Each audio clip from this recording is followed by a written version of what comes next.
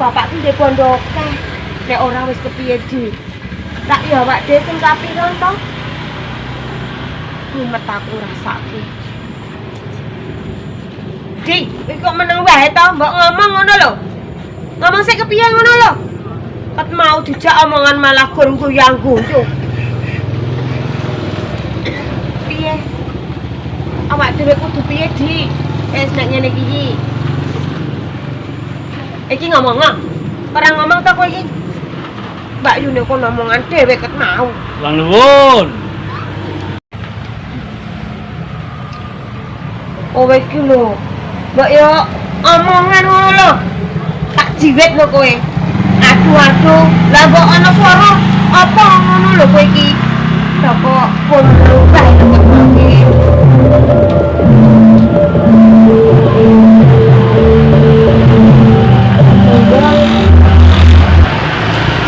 Periksa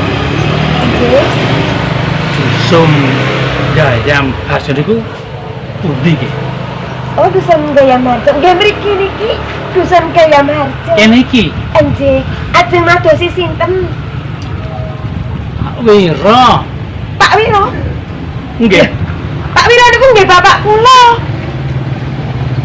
Bapak sampean? Nggih. Enten napa madosi bapak kula? Pak Wiro ki jaine kaya ngono. Anake ayu. Jenengan menika. Ning kok kasunyatan kaya ngono. Tiyang kok nganu napa ngendikane kok legi ngoten lho. Lho, aku ki ning kondok apa anane? Bapak sampean ki apa kepengin? Lah nggih. Lah jenengan madosi bapak kula ki ajeng napa? Lah bapak kula niku moto ra waras ngoten lho. Ngene lho. Nggih. Aku ki tekan kene mergo sing akon bapakmu ya Pak Wiro. Bapak kula piyambak ingkang mangkat. Lah kok saged? Kenapa madosi kula? Mau esuk Nggih. ketemu aku. Nggih. Ketemu aku terus aku ya lagi ngandhake perkara kelakonku. Lah terus bapakmu nek kowe kepengin tentrem uripmu, mulya uripmu, Nggih. mlaku won, Nggih. iku nek ning Gayam Harjo, nek ketemu wong wedok, ya kuwi sing bakal mulyake uripmu. Lah aku tekan kene iki ra mergo pakone bapakmu to. Oh, lah sik ingkang setri nggih namung kula kali adik kula menika. Ya mestine ya sing wis dewasa to ya. Oh, ngoten. Lah terus Iki pun pripun? teman. Nggih. Ning orang duwe bojo. Nah, aku iso tentrem mulya uripku nek duwe bojo. Piyai Putih Gayam Harjo ya laras ngendikane Pak Wiro. Loh, laras Mesti ya sampean sing dikersake Pak Wiro kuwi. jenengan menika napa nggih? Lah kula niki tiyang awon lho. Ayu. Niku nek ngagem nggih. Piye iki dipenggale? Nggih, nek ngagem Aku es ming- benten meleh. Aku ming tembang lumingan ya to. Ya penggale iki anakku. Umpama ya selirane iki dadi sisyanku ra. Gelem ora? Nggih. Nggih purun. Nanging kula menika mboten pados tiyang ingkang gadah derajat pangkat ingkang dhuwur niku mboten. Oh. Cukup. Nak, nduk, kono dolanan sikik. Aku tukokno apa? Kono, ana tamu ditukokno. Ya. Nggih. Ya pergi. Ulame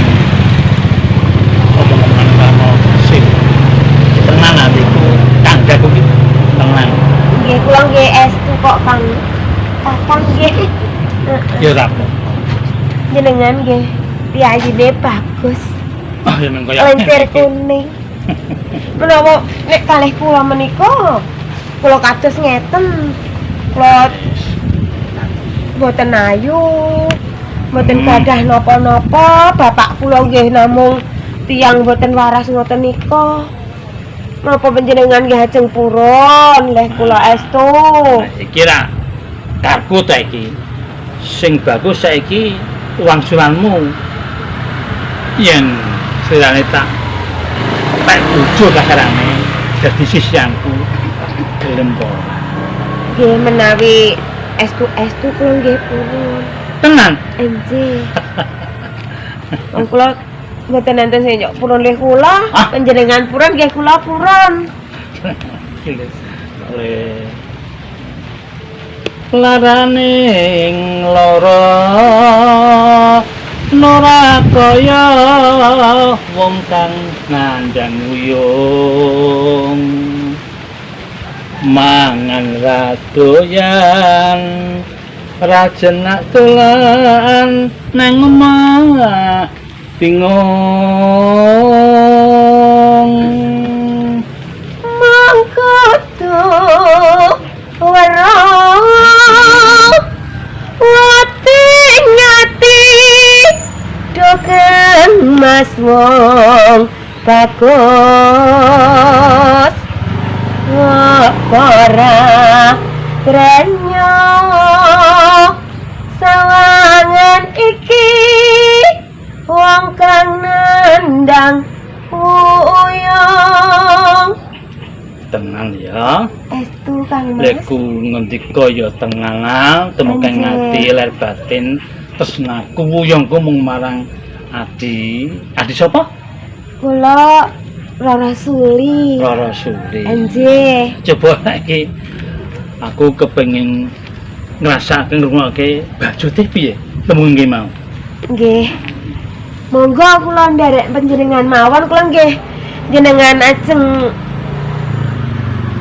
dadi garwa kula purun. Ora tembung cakapan tembang iki mau lho. Nggih. Sik pundi? Lali. Nggih kula kesupen. Aku ya lali. Klopo muda leganana nggonku lara uyung piting pari maskot tembung men mari nggonku lara ati aduh Kang Mas Adi Rasulullah ora bakal lara ati. Dan aku mung siji kang bakal dadi siang yang mengadi Rasul. Kepapun kula kawit riyen sampun dilara ati terus. Kowe saja dipikir nah dipenggal. Saiki wis ana Nggih. Pidato. Oh, alah. Lah wong edan. Ses. Oh. Tembok teng celana. Jarene kapok kok njuk nah.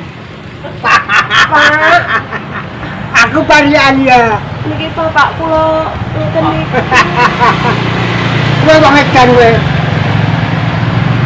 Kok kowe kok tis-tisan cerak karo anakku. Kok kok njaluk tak antemi apa piye? Pak makerian. Lho panjenengan menika ingkang ngengken kakang menika. Kok to? Lah panjenengan iki Aku mboten tekan kene kira sing pakon Kak sampeyan to. bapak iki pripun to? Kapan aku Mangso. Ora enggal tekan gaya masuk kene. Nek ketemu wong wedon yo kae sing bakal lali ya. Walah. Wis kelingan. Tasuk Kowe demange. Iya Widarbo. Lah niki temange Widarbo, Pak.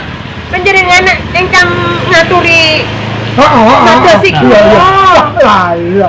setujune wong tak pentungi kowe. Lah nggih menika nek pun dipentungi pripun? Ha kene. Kowe kemuran tak bejo. Nggih purun to, Pak? Ya, Kalih Piyayi Kowe piye? Bagus kok. Wah, iki sing kula butuhke, Cik, Pak. sesuk dino respati maneh kowe tak jaga resmi. Lah, Pak. Bojone anakku. Tenan ya? Tenan yo, saiki toto-toto. Oh, nggih. Monggo.